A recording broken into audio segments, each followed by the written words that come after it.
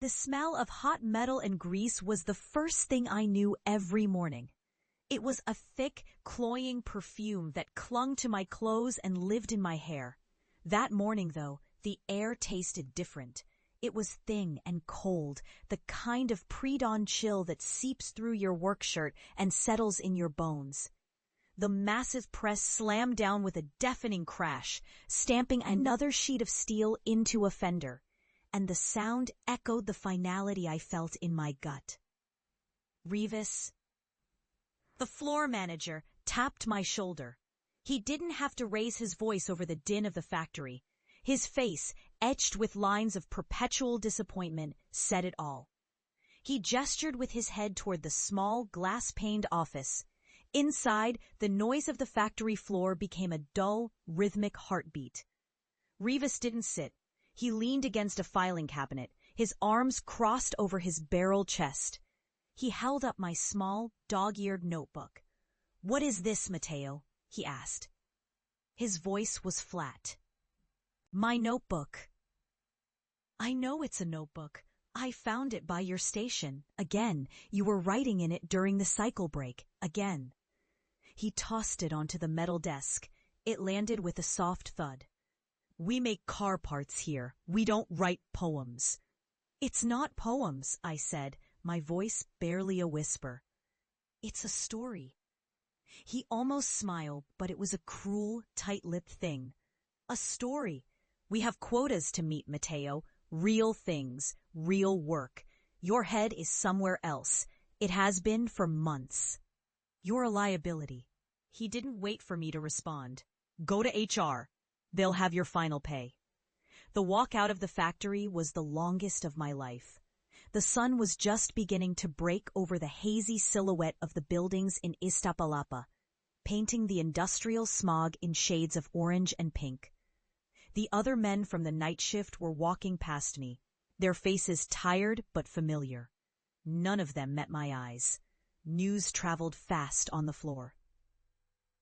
I was the dreamer, the weird one who scribbled in a little book instead of talking about football or women.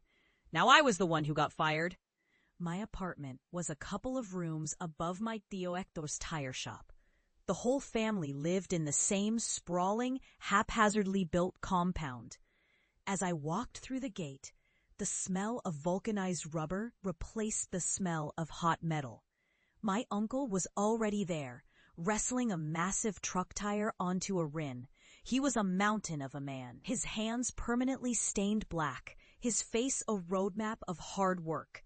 He saw me and straightened up, wiping sweat from his brow with the back of a greasy hand. "You're home early," he grunted. I was let go. He stopped, the tire iron in his hand held like a scepter. He looked me up and down, at my clean hands, my distant eyes. Let go? Why? I couldn't lie. Not to him. Riva said my head wasn't in the work. "And where was it?" he asked, though he already knew. He'd been complaining about it for months. "In my notebook." Tío Hector threw the tire iron into a metal bin. It clattered with a sound of pure disgust. "The notebook! The goddamn notebook!" He followed me as I walked toward the stairs to my apartment. "I get you that job, Mateo. A good job, honest work. And you throw it away for scribbles? For make-believe?" My mother came out of her kitchen, her hands dusted with flour. She saw my face, then looked at her brother's angry one. "What happened?" "Your son," Hector spat, "the escritor," he said the word like it was a disease, decided his little stories were more important than putting food on the table. "It's my dream, Tío," I said, my voice finally finding some strength. He laughed, a harsh, barking sound. "A dream? You live in the real world, boy. Look at your hands. They're soft. You're 22 years old. Your father, God rest his soul, was supporting a family by your age. He worked with his hands. We are people who work with our hands. We don't write stories. Who do you think you are?" My cousins, Javier and Carlos, had come out to watch, drawn by the noise. Javier, who was my age and worked with his father in the shop, smirked. "Let him be, Papa. He's going to be a famous novelist. He'll buy us all mansions." They all laughed. It felt like they were throwing stones at me. My mother looked at me, her eyes filled with a painful mix of love and worry. She wanted to defend me, but she didn't know how. What could she say? Her son had just been fired for daydreaming. "I'm going to do it," I said, looking at all of them. "You'll see." Tío Hector just shook his head and turned back to his tires. "You're a fool, Mateo. A lazy fool hiding in fantasies. You'll be back here in a week, begging me for a job sweeping the floor." That night, I packed a single bag. My clothes, a few pesos I had saved, and my notebooks. I left a note for my mother, telling her I loved her and that I had to go. I slicked out before dawn, the same time I used to leave for the factory. The city was waking up. The smell of tamales and atole was starting to fill the air. I got on a bus heading toward the center of the city, toward a life I couldn't even properly imagine, leaving behind the only world I had ever known.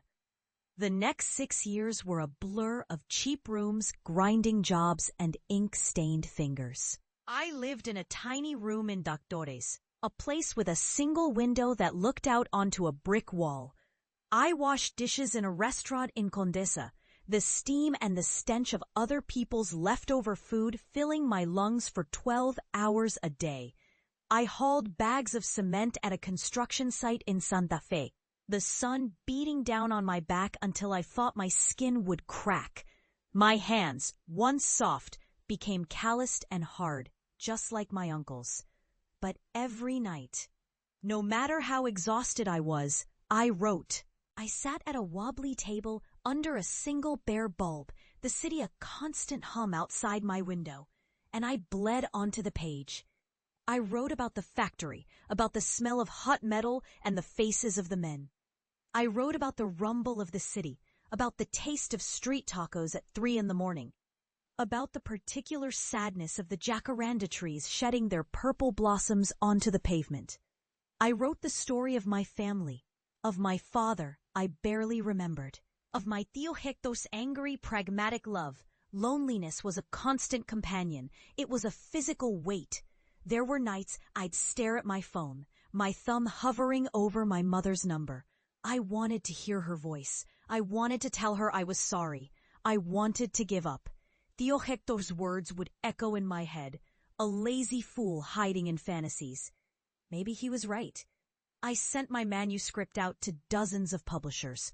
The rejection emails, when they came at all, were brief and impersonal. Most of the time, there was only silence. One day, after a particularly brutal shift washing dishes, I came home to find an email from a small, independent publisher. It wasn't a rejection. The editor, a woman named Sophia, said she found the manuscript raw and compelling. She wanted to meet. That meeting changed everything. Sophia saw something in my words that I had started to doubt was even there. She didn't want to change the story. She wanted to help me sharpen it. For a year, we worked. I kept washing dishes, and on my days off, I would sit in her small, book-cluttered office, honing every sentence, every paragraph. When the book was finally published, it didn't make a splash. It was a ripple. It was called El Olor del Acero, the smell of steel. A few literary blogs reviewed it favorably. A small bookstore in Roma Norte put it in their window. I quit my job at the restaurant and got a slightly less terrible job as a night security guard so I could write during the day. Then something strange happened. A famous film director, a man known for his gritty, realistic films, read it. He said in an interview that it was the most honest thing he'd read about life in Mexico City. He bought the film rights. The news was a bomb that went off in a world I no longer inhabited. My life changed almost overnight. The advance from the movie deal was more money than my entire family had probably seen in their lives. I got an agent. A major publisher bought the rights to my first book and gave me a contract for a second. Suddenly, people were calling me El Escritor, not as an insult, but with respect. I moved into a nice apartment in Coyoacán. It had a real desk and a window that overlooked a quiet tree-lined street. I wrote. That's all I did. The noise in my head, the doubt, the voice of my uncle, it all started to fade, replaced by the rhythm of the keyboard. 2 years later, my mother called. My grandmother, her mother, was turning 80. There was going to be a big party at the compound. You should come, mijo, she said, her voice hesitant. Everyone, they ask about you. Fear coiled in my stomach. I hadn't been back in 8 years. I had sent my mother money. I called her every week, but I had never gone back. I wasn't sure if I was scared of their judgment or their acceptance. I'll be there, I said. I drove my modest but new car, a world away from the rattling bus I had left on. As I turned onto the familiar street, it was like traveling back in time. The tire shop was still there, a monument to my uncle's unyielding labor. The colorful murals on the walls were a little more faded. The smell of rubber and grilled meat from a street vendor filled the air. I parked and walked through the gate. The party was in full swing in the central courtyard. Cumbia music blasted from a pair of large speakers. The whole family was there. Aunts, uncles, cousins I barely recognized. My mother saw me first. She rushed over and hugged me so tightly I could barely breathe. Her eyes were wet with tears. "You came," she whispered. "You look good, Mateo. You look calm." Then Tio Hector saw me. He was standing by the grill,